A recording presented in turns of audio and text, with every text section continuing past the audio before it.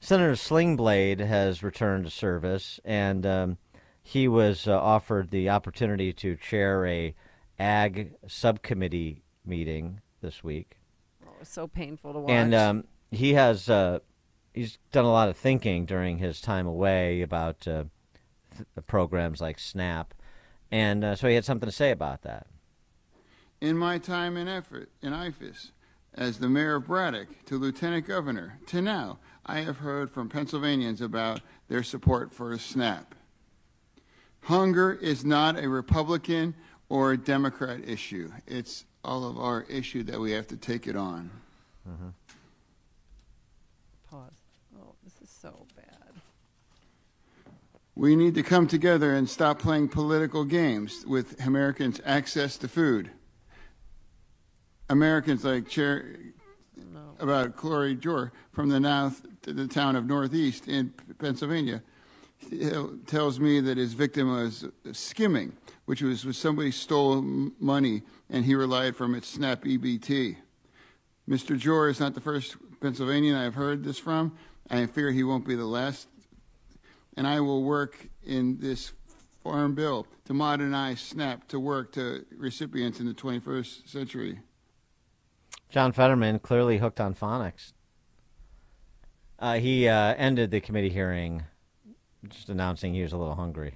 I like them French fried potatoes. For more on, and by the way, if anybody just does, please somebody say, "Oh my gosh, how could you make fun of a stroke victim?" I'm not making fun of a stroke victim.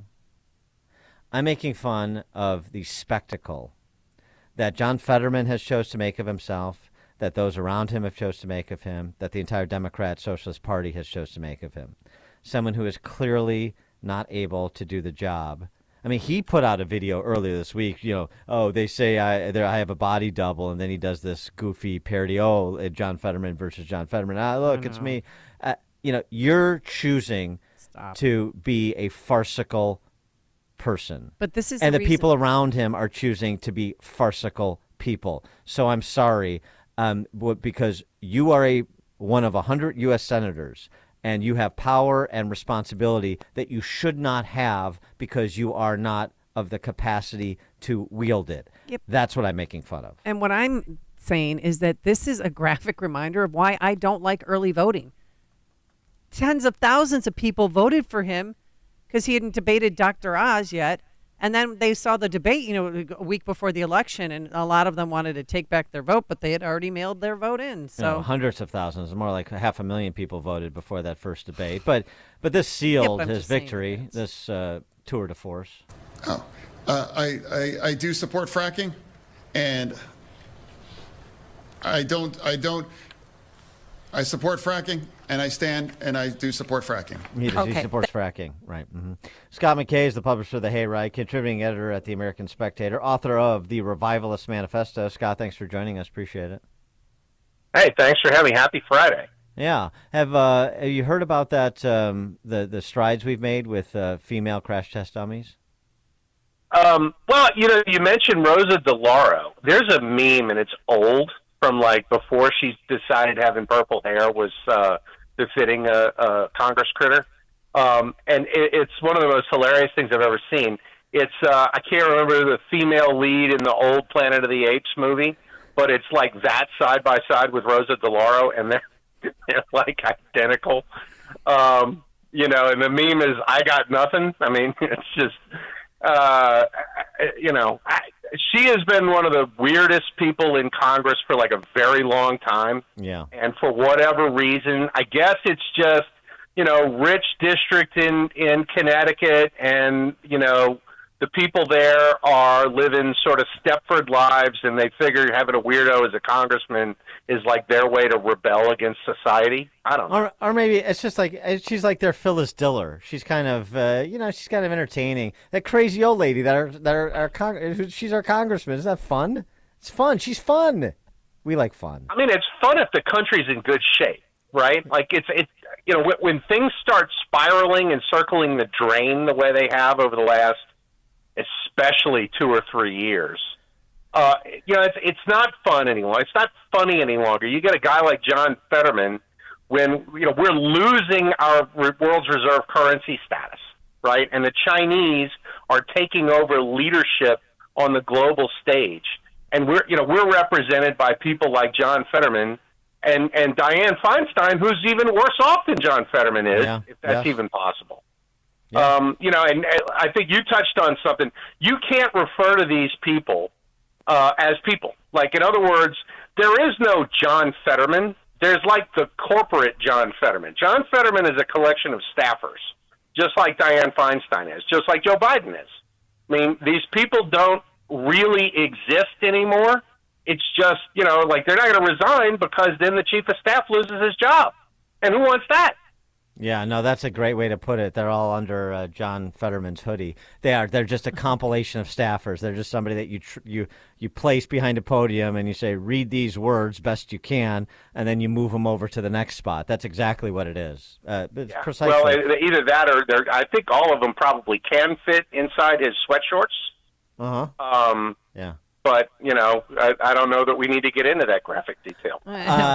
So, you're not one averse to being critical of Republicans, which is why we like you. And so, but not gratuitously.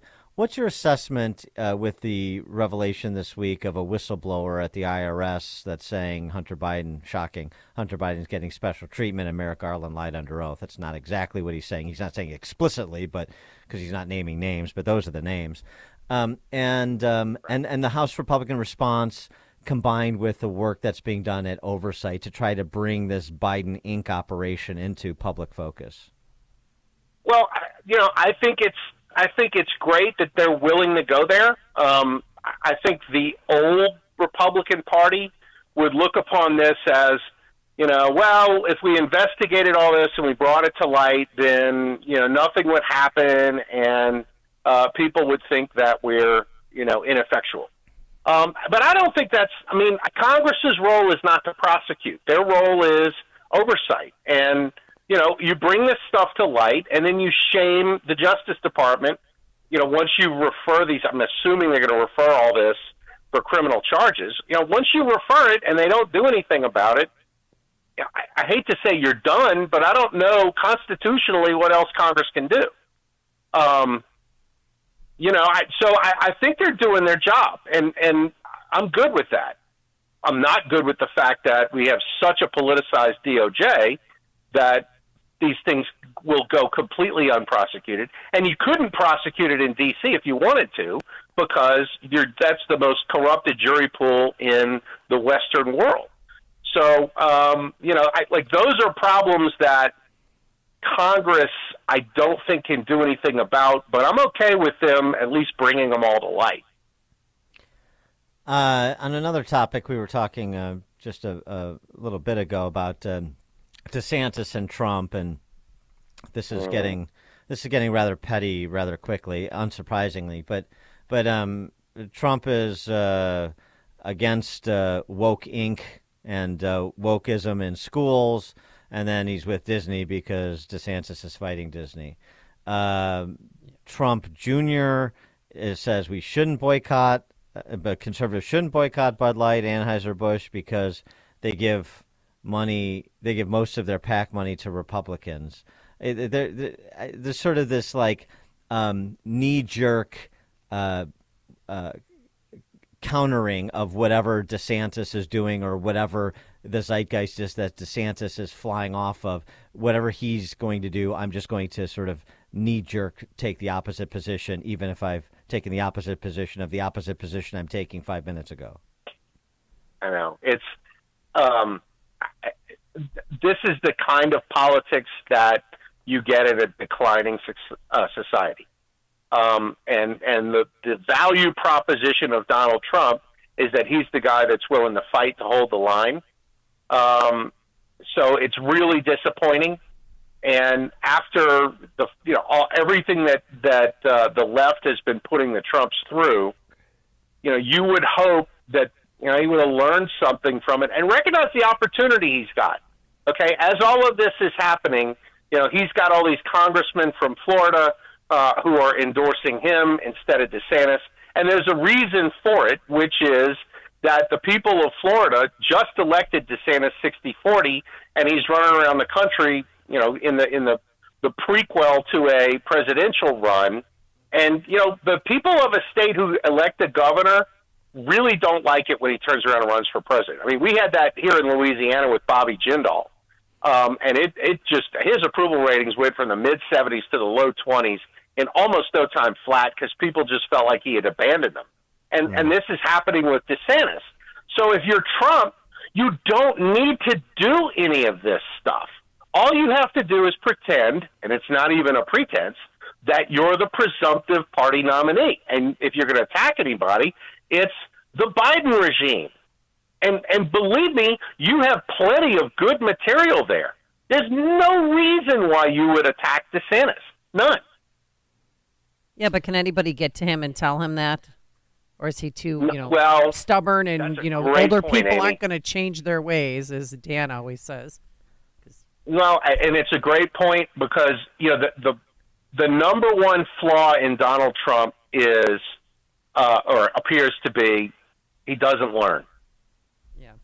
I mean, he had so many opportunities, particularly from, say, February of 2020 on, to re-examine and recalibrate, and he hasn't done it. I mean, the last time I saw him give one of these speeches, I mean, he's still touting his performance under COVID. And the crowd is like totally quiet because nobody in the crowd believes that he did a good job under COVID. Well, he didn't fire Fauci. Fauci Him anyway. I mean, he could have fired Fauci on any given day, and he never did. And even his last day in office, he didn't do it. It's it's like, oh no. I mean, the last time I saw him give one of these long speeches, he's talking about how they ramped up production of ventilators. And it's like, the ventilators killed people. Right. I mean, I get it that you ramped up production because you thought that was the right thing to do, but this is something to leave on the cutting room floor when you're speaking. Nobody wants to be reminded of that. And yet he's still talking about it. And it's like, come on. I mean, I'm perfectly happy voting for Trump in 24. I do require that he doesn't suck. And I see too much suckage where it comes to Trump right now. Yeah, well, and part of that, I mean, so he has the opposite problem, it seems to me, where there is, where as you say, Fetterman and Biden, so these politicians, they're not sentient, sapient beings. They're just amalgams of staff. Trump has the opposite problem. He's got no staff or very limited staff, and clearly no staff that can rein him in or keep him where he is good, which is when he's got a script and he can riff off a script rather than just running his mouth and whatever pops into his head or whatever he remembers from 3 years ago when he was touting something that maybe he doesn't want to be touting now. The ventilators is a prime example of that. So, it's just interesting. And I'd like it if they took his phone away, too, Dan, if you don't mind. Take his phone away for a week, please. Yeah. So, I mean, it's, but you just have to wonder if there are two things. One is if cult of personality is enough to get Trump across the finish line this time against a DeSantis. And two is if the people who are around Trump aren't a little bit more worried about DeSantis than they're suggesting they are, and they probably should be, because that contrast when it starts getting ramped up and they're on stage together, I think DeSantis is going to be able to more than hold his own.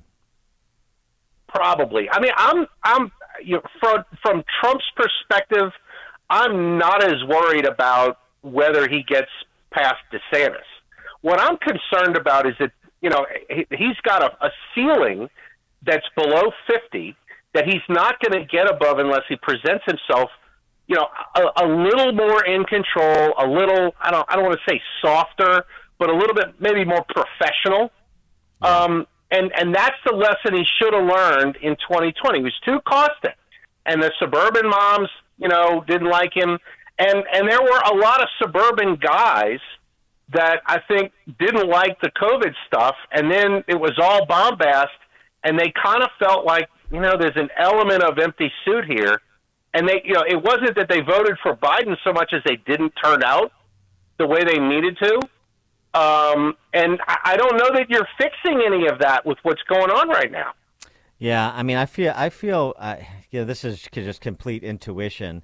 and it can change. But right now, as we stand here today, this sort of has a Obama-Hillary 2008 feel to it. Of course, she's the presumptive nominee. She's got, all of the institutional. She had all the institutional support. Trump doesn't. Actually, it's not exactly parallel because a lot of the establishment is going to be behind DeSantis because of everything you were just saying about Trump and their experiences with him. But just the idea that big lead, low ceiling, bobber in the water. If DeSantis performs well, he can close that gap in a hurry. We'll see. Scott McKay. Yeah, we'll see. I mean, go ahead, Scott. Sure. No, I'm done. Thanks. He's the publisher of the Hayride, contributing editor at the American Spectator, author of the Revivalist Manifesto. Scott McKay, thanks as always. Appreciate it. And God bless you. And he joined us on our turnkey.pro answer line. Hear about the big stories of the day, then talk about them right here on Chicago's Morning Answer on AM 560. The Answer. Hi, I'm Randy Donnelly from Donnelly Auctions in Union, Illinois, and I want to talk to you about items that you're considering selling. You already know that Donnelly Auctions specializes in things like guns and military, automobiles, motorcycles, and Petroliana, but I want to help you sell what you have collected. I may not be a magician, but I can make your collection fit in your wallet. Hi, I'm Susan. Coming up this month is one of our biggest auctions of the year. The annual Spring Classic Auction is a don't miss. So many antiques over a 3-day period, April 27th through the 29th.